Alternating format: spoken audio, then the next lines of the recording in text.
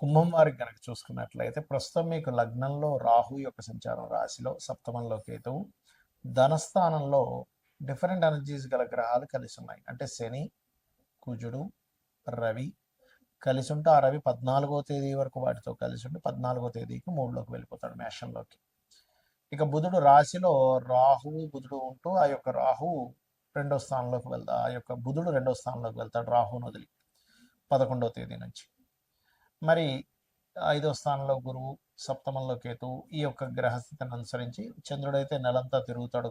అయితే అనుసరించి ఎలా ఉండబోతుంది ఈ మాసంలో మీకు, ఈ ఏప్రిల్ మాసంలో ఏ విషయాల పట్ల మీరు జాగ్రత్త వహించాలి, ఏ దేవతారాధన చేయాలి అనేటువంటి అంశాలు చెప్తుంది నేనైనప్పటికీ చెప్పిస్తుంది సాక్షాత్ లలితా అమ్మవారిగా భావిస్తూ ఆ లలితాంబిక అమ్మవారి యొక్క అనుగ్రహం మీకు పరిపూర్ణంగా కలగాలని మనస్ఫూర్తిగా కోరుకుంటూ, ఇక్కడ గమనించినట్లయితే ఈ రాశి వారికి రాహు రాశిలో ఉంటూ రెండులో ఎప్పుడైతే ఈ గ్రహాల యొక్క స్థితిగతులు ఉన్నాయో, ఇది కొంచెం ఇమాజినేషన్. ఎప్పుడైనా రాహు రాశిలో ఉన్నప్పుడు ఏంటంటే ఊహాశక్తిని పెంచుతూ ఉంటాడు. ఏం జరుగుతుందో ఏంటో, ఏం చేయాలో ఇంత అర్థం కావట్లేదు, ఏదో జరిగిపోబోతుంది. ఒకవైపు ఆశ అలాగే ఉంటుంది, భయం అలాగే ఉంటుంది. కాబట్టి మీరు ఉదయం నిద్ర లేచిన వెంటనే ఒక్క నిమిషం, ఒక 10 నిమిషాల పాటు దుర్గాదేవిని ఫలాపేక్ష రహితంగా మనస్ఫూర్తిగా ధ్యానం చేసుకోండి. ఓం దుమ్ దుర్గాయ నమః అనే మంత్రాన్ని. అలాగే ధనస్థానంలో అధిక గ్రహాలు ఉన్నాయి కాబట్టి ధన విషయంలో, కుటుంబ విషయాల్లో కొన్ని ఇన్వెస్ట్మెంట్ చేసిన అంశాల మూలంగా కొంత ఘర్షణలు ఏర్పడుతుంటాయి. ఆ విషయంలో జాగ్రత్తగా ఉండండి. స్త్రీల యొక్క పరిచయం ఏర్పడుతుంది, స్త్రీలకైనా పురుషులకైనా. 19వ తేదీ లోపల 3లో శుక్రుడు ఉన్నాడు కాబట్టి, రవి కూడా 3లోకి వెళ్తున్నాడు కాబట్టి కొంత గవర్నమెంట్ వ్యక్తులు, మెడికల్ రిలేటెడ్ రంగాల్లో ఉండేటువంటి వారితో కూడా కొత్త పరిచయాలు ఏర్పడతాయి. మీకు ఏదైనా ప్రాపర్టీ తీసుకోవాలి, కన్స్ట్రక్షన్ చేయాలి, ఇట్లాంటి వాటికి ఏదైనా కారు, వాహనం లాంటిది కొనుక్కోవాలి, లేకపోతే ఆర్ట్స్ రిలేటెడ్ సంబంధించినటువంటి ఏదైనా మీరు చేయాలి అని అనుకుంటే మీకు ఏప్రిల్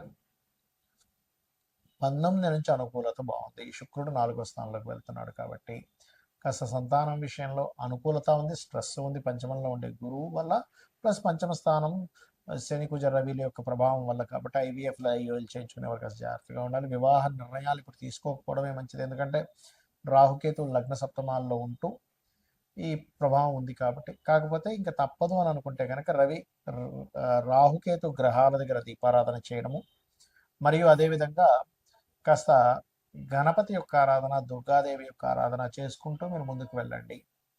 ఎందుకంటే లగ్నంలో రాహు, సప్తమంలో కేతు ఉన్నా, లగ్నంలో కేతు, సప్తమంలో రాహు ఉన్నా, అది జీవుణ్ణి, జీవిత భాగస్వామిని సూచించేటువంటి రాసులు అవుతాయి. అక్కడ రాహుకేతులు ఉండడం వల్ల మిస్అండర్స్టాండింగ్స్, మిస్కమ్యూనికేషన్స్ ఎక్కువ అవుతూ ఉంటాయి ఈ సమయంలో వివాహాలు చేసుకుంటే.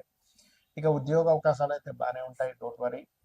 ఇక మీకు ముఖ్యంగా ఉద్యోగ సంబంధించిన విషయంలో కొంత కుటుంబ సభ్యులతో కూడా కొంత ఘర్షణ వాతావరణం ఉంటుంది. అయితే మీకు ఉద్యోగపరంగా బాగుండాలంటే ఓం మాణిక్య మకుటాకార జానుద్వయ విరాజితాయ నమః చేసుకోండి, అన్ని విధాలు బాగుంటుంది. మరి ఈ మనం చూస్తూ ఉన్నాం గతంలో ఒక 5-6 నెలల క్రితమే ఈ వార్ రిలేటెడ్, పోయిన సంవత్సరం చెప్పుకున్నాం ఈ వార్ రిలేటెడ్ సంబంధించినవి పెరుగుతూ ఉంటాయని. చాలా మంది అడుగుతుంది ఏంటంటే ఈ వార్ రిలేటెడ్ సంబంధించిన వాటి మూలంగా ఫ్యూచర్లో ఇంకా ఎలా అవ్వనుంది అని చాలా మంది నాకు ఫోన్ చేసి అడుగుతూ ఉన్నారు. ఎందుకంటే గతంలో మనం ప్రిడిక్ట్ చేశాం కాబట్టి దాని గురించి చాలా మంది అడగడం జరుగుతుంది. ఏమంటే ఈ వారు 10-15 రోజులు ఆగిపోతుందా, లేకపోతే నెలల తరబడి వెళ్తుందా అనేటువంటిది. కాకపోతే ఇక్కడ విషయం ఏంటంటే ఇది ఇంత తొందరగా ఆగదు. కారణం ఏమిటి, దీనికి శాస్త్రంలో ఏమైనా పర్టికులర్గా కొన్ని ఉన్నాయా అంటే ఖచ్చితంగా సూత్రాస్ ఉన్నాయి శాస్త్రంలో. మనం గతంలో కూడా చెప్పుకున్నాం, గురువు 3 రాసులు మారాడు పోయిన సంవత్సరం కూడా, ఈ సంవత్సరం కూడా మారుతున్నాడు అని. ఏ రాసులు మారాడు పోయిన సంవత్సరం అంటే వృషభంలోని, మిథునంలోని, కర్కాటకంలోకి మారాడు. అందుకే యుద్ధ సంబంధించింది ప్రారంభమైంది, ఇంకా మనకి ఉగాది కొత్త సంవత్సరం రాకముందే. అదేవిధంగా అప్పుడు మనం చెప్పుకున్నాం గోల్డ్ రేటు, ముఖ్యంగా సిల్వర్ రేట్ విపరీతంగా పెరుగుతుందని. అదే రకంగా మనకి వీడియోలు కూడా ఉన్నాయి. అండ్ పీఠాధిపతులు గొడవలు పెట్టుకోవడం, ఇవన్నీ కారణం అది. అయితే ఈ సంవత్సరం కూడా కర్కాటకంలో మనకి మిథునంలో ఉండేటువంటి గురువు కర్కాటకంలోకి, సింహంలోకి మారుతున్నాడు. గతంలో ఏం జరిగింది, వృషభంలో ఉండే గురువు మిథునంలోకి వచ్చి కర్కాటకంలోకి వచ్చి మళ్ళీ వెనక్కి వచ్చాడు. సో ఎప్పుడైనా సరే 3 రాసులు మారేటప్పుడు అది జన నష్టాన్ని, అందులో ముఖ్యంగా యుద్ధపరంగా విపరీతమైనటువంటి జన నష్టాన్ని కలిగిస్తుంది. కాబట్టి ఇండియాలో ఉండేటువంటి వారికి పెద్ద నష్టమేమీ ఉండదు, కానీ విదేశాల్లో ఉండేటువంటి వారికి మాత్రం కాస్త ఎక్కువ నష్టం ఉంటుంది.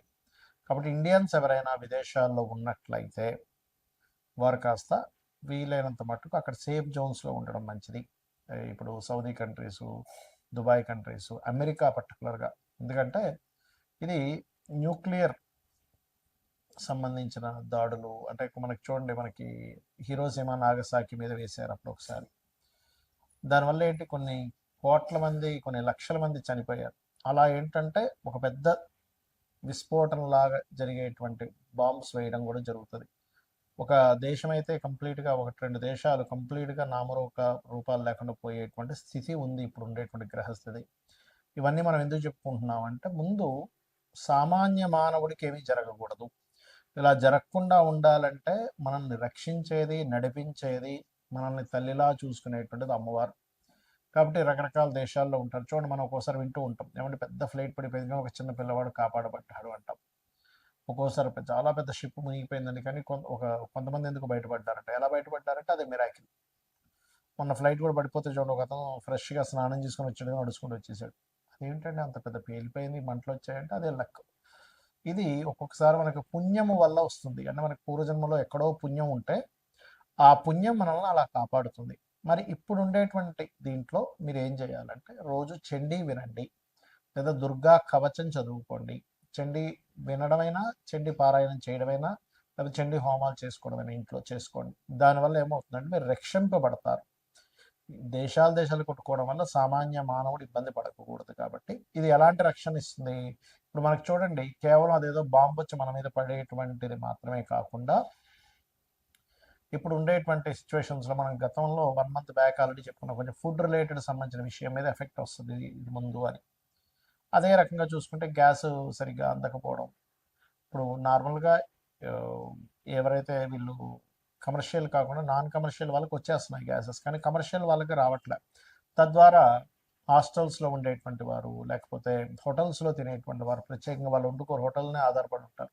అలాంటి వారికి ఇబ్బంది అనేటువంటిది స్లోగా ప్రారంభమైంది. తద్వారా మనకి వండుకునే స్థితి, పరాభావనామ సంవత్సరం, పరావాసు నామ సంవత్సరం, రెండు పేర్లు దీనికి. పరాభావము అంటే పరాభవం చెందడం, కొన్ని దేశాలు యుద్ధంలో ఓడిపోవడం జరుగుతుంది. పరావసు వల్ల ఏమిటి అంటే, మనం పూర్వంలో ఎటువంటివైతే పద్ధతులు పాటించాము అటువంటివన్నీ కూడా వస్తూ ఉంటాయి. అంటే పూర్వ పద్ధతులు రావడము, కొన్ని దేశాలు ఓడిపోవడము, కొన్ని దేశాలు ఇబ్బంది పడ్డం అనేటువంటిది ఉంది ఈ సంవత్సరము. దాంతోపాటు ఎప్పుడూ కనీ విని ఎరుగనట్టుగా 3 సార్లు మనకి పంచగ్రహ కూటమి కూడా వచ్చింది. అది కూడా మనం చెప్పుకున్నాం లాస్ట్ టైం. కాబట్టి నేను అనేది ఒకటే గుర్తుపెట్టుకోండి. ఇక్కడ మీరు, ఎందుకంటే దేశాలు మిసైల్స్ వేసుకుని ఏమైనా సామాన్య మానవుడికి ఇబ్బంది కలగకుండా ఉండాలి. కాబట్టి నవగ్రహాలలో కుజుడు, రాహువు, శని, గురువు, ఈ 4 గ్రహాల దగ్గర దీపారాధన చేయండి. మీకు దగ్గరలో గోశాల ఏదైనా ఉంటే గోవులో సకల దేవతలు ఉంటారంటారు. కాబట్టి ఆ సకల దేవతల యొక్క ప్రభావం నీకు పాజిటివ్గా, వాళ్ళ యొక్క అనుగ్రహం కావాలి. కాబట్టి గోవులకి బెల్లము, అరటికాయలు, క్యారెట్స్, గ్రాసము, వీలైతే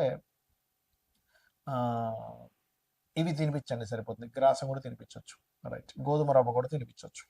ఇవి చేయండి. ఇక్కడ మరొక విషయం ఏంటంటే, మనం రాశి ఫలాలు చెప్పుకుంటున్నాం కదా, దీనికంటే ప్రధానంగా మీ పర్సనల్ చార్ట్ చూసుకోవాలి. అంటే మీ పర్సనల్ చార్ట్లో లగ్నం ఎలా ఉంది, లగ్నం వల్లే మీరు ఎంత ఎదగలేకపోతున్నారు, ఎందుకు ఇబ్బంది పడుతున్నారో తెలుస్తుంది. ధనస్థానాన్ని చూసుకుంటే మీ పర్సనల్ చార్ట్లో మీకు ధనము ఏ దేవతను ఆరాధించడం ద్వారా ధనం వస్తుంది, ఏ మార్గంలో వెళ్ళడం ద్వారా మీరు ఫైనాన్షియల్గా బాగా గ్రో అవుతారు, ఎప్పుడు ఎవరికి ధనం ఇవ్వచ్చు, ధనం విషయంలో ఎప్పుడు డైరింగ్ చేయొచ్చు, ఎప్పుడు జాగ్రత్తగా ఉంచుకోవాలి, ఎప్పుడు కొరత వస్తుంది అనే విషయం క్లారిటీ వస్తుంది. అదేవిధంగా అన్నదమ్ముల విషయం కావచ్చు, చదువు విషయం కావచ్చు, సంతానం విషయం కావచ్చు, వివాహం ఎప్పుడు చేసుకోవాలి, ఎప్పుడు చేసుకోకూడదు అనేటువంటిది, కెరియర్ పరంగా ఎటువంటి కెరియర్లో మీరు సెట్ అవుతారు, వ్యాపారాలు మీకు కలిసి వస్తాయా లేదా, విదేశాలకు వెళ్ళాలా, ఇక్కడే ఉండాలి, ఇలాంటి అనేకమైనటువంటి అంశాలు మీ పర్సనల్ చార్ట్లో ఉంటాయి. సరే, మీ పర్సనల్ చార్ట్ తెలియదు, అలాంటప్పుడు నిత్యము లలితా సహస్రనామాల యొక్క శ్రవణము, పఠనము చేయండి. ఖచ్చితంగా మీకు బాగుంటుంది. శ్రీమాత్రే నమః.